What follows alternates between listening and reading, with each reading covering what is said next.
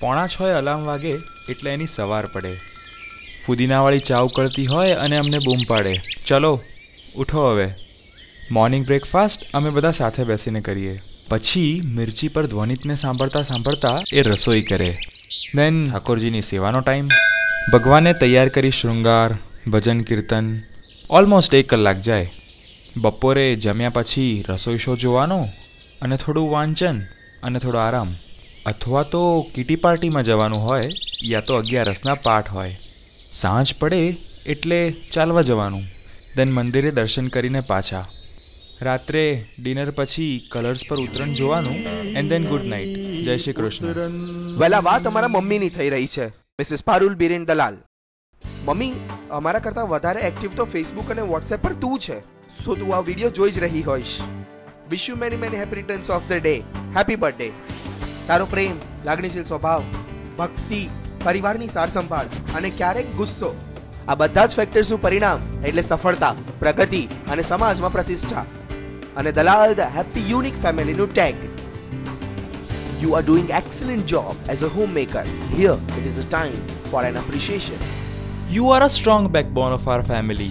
પપ્પાની દેશ વિદેશની આટલી બધી ઓફિશિયલ ટૂર્સ એટલા માટે જ સફળ થઈ કારણ કે ઘરે રહીને તેમને ફૂલ સપોર્ટ કર્યો અને એમના વગર ઘરની પણ સાર સંભાળ કરી.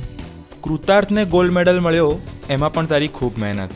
મેં અમદાવાદ છોડ્યું અને જ્યારે રજાઓમાં હું ઘરે આવું ત્યારે અકોર્ડિંગ ટુ કૃતાર્થ તું તારા લાડકા માટે રાત દિવસ એક કરી મૂકે. મોટી આ ઉંમરે પણ આટલું સરસ હરી ફરી શકે છે એના પાછળ પણ તારી અથાગ સેવા ચાકરી. ઇન શોર્ટ, આપણા ફિટ અને હેલ્ધી ફેમિલીનું સિક્રેટ એ તું, એટલે કે એક સ્ટ્રોંગ બેકબોન. તારા નેટિવ પ્લેસ રાજપીપળાનું પાણી ભલે નેશનલ કે ઇન્ટરનેશનલ લેવલ પર ફેમસ ના હોય, પરંતુ જ્યારે નજીકના સગા સંબંધીઓ, નેબર્સ, ફ્રેન્ડ સર્કલમાં કંઈ પણ સમસ્યા થાય ત્યારે પારુલબેનને ચોક્કસ યાદ કરે. That is your biggest achievement. Guys, Parulben special આમાંની એક પણ આઇટમનો જો આજ સુધી તમે લાભ ન લીધો હોય તો you are most welcome at our place.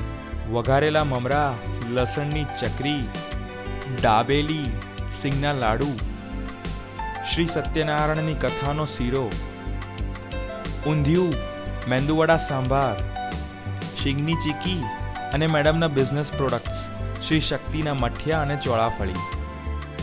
આહાહા, પારુલબેનના રાજમાં તો જલસા છે. તો આવો ક્યારે, ઘરે મહેમાન આવે એને બહુ ગમે. વિદ્યાનગરના એક રિસ્પેક્ટફુલ ફેમિલીમાં એનો જન્મ અને ઉછેર થયો. લગ્ન પછી અમદાવાદ આવ્યા. 1997માં હું ને મૃદંગ જ્યારે બહુ જ નાના હતા ત્યારે અમને લઈને યુરોપ, હોલેન્ડ ફરવા ગઈ. બીમારીમાં તારું શરીર અટકે પણ તારું કામ ક્યારેય ના અટકે. નારી શક્તિના આદર્શને જ્યારે 50 વર્ષ પૂરા થવા જઈ રહ્યા છે ત્યારે ગટુ અને મટુ તરફથી સલામ છે તને. Salute to your spirit and dedication, and once again wish you a very happy 50th birthday.